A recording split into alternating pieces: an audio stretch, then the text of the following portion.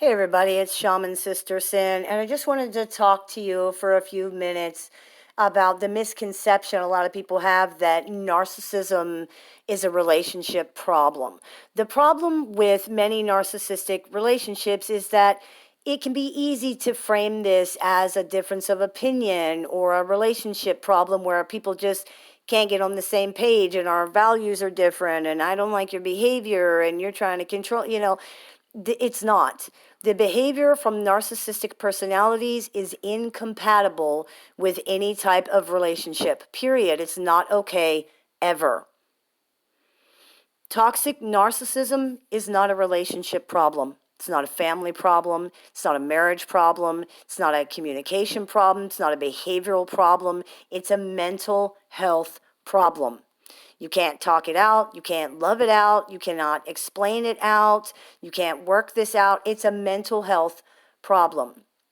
If you're dealing with someone who is very narcissistic, this is a mental health problem. It's not a communication problem that you can talk out. It's not a family problem that you can work out in therapy. It's not a behavioral problem that you can teach somebody to stop having. People who are affected by toxic pathological narcissism have a legitimate mental health challenge, a serious one, a big one. It's not just going to go away because you want it to or because you care about them. Unfortunately, that is just not how this works.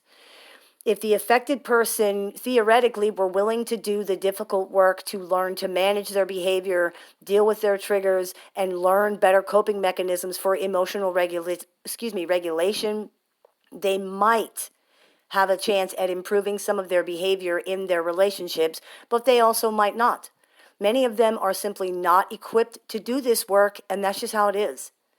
What is certain, though, is that you have no chance of addressing this problem in them at all. You can't do it for them, and they're not going to do it for themselves. They're not going to do it for you. If somebody will not do something for themselves, they're definitely not going to do that for you or for anybody else. The idea that you should be important enough for someone to do these things in order to save the relationship is an ego narrative that needs to be released. It hurts, but the reality is you're not as important to the situation as you think you are or as they have told you that you are. That's because in reality, this is not about you, even though it is affecting you. This is a mental health problem, no matter how it looks. You, have to remember that this person has to take care of this themselves. They have to address this in themselves. And if they can't do that or they won't do that, then this is how it is.